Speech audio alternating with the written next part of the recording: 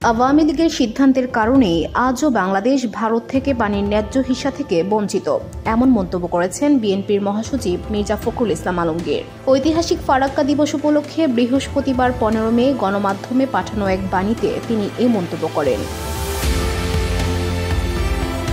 মির্জা ফখরুল বলেন, ৪৯ বছর আগে মজলুম জননেতা মাওলানা ভাসানীর ডাকে লাখো জনতা ঐতিহাসিক লং মার্চে অংশ নিয়ে ফারাক্কা অভিমুখে যাত্রা করেছিল।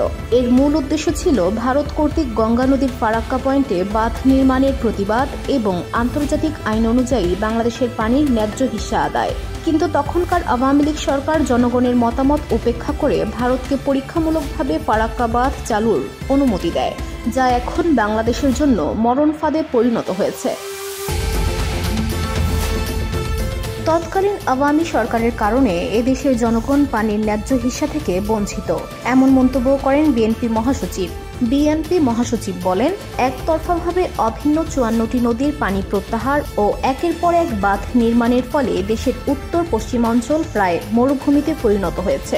পানির অভাবে নষ্ট হয়েছে কৃষি জমি, হুমকির মুখে পড়েছে জীববৈচিত্র্য ও পরিবেশ।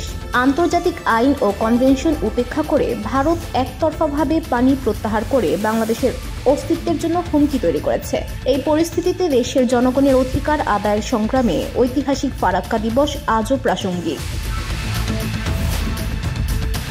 তিনি আরও বলেন, ন্যায্য পাওনা আদায়ের সংগ্রামে ১৬ মে ১৯৭৬ মাওলানা ভাসানীর নেতৃত্বে জনগণের ঐতিহাসিক মিছিল রাজশাহী থেকে ফারাক্কা অভিমুখে সাহসী পদক্ষেপে এগিয়ে গিয়েছিল। তাই প্রতি বছর ১৬ মে ঐতিহাসিক ফারাক্কা দিবস বাংলাদেশের জনগণকে তাদের ন্যায্য অধিকার আদায়ের জন্য উদ্বুদ্ধ করে।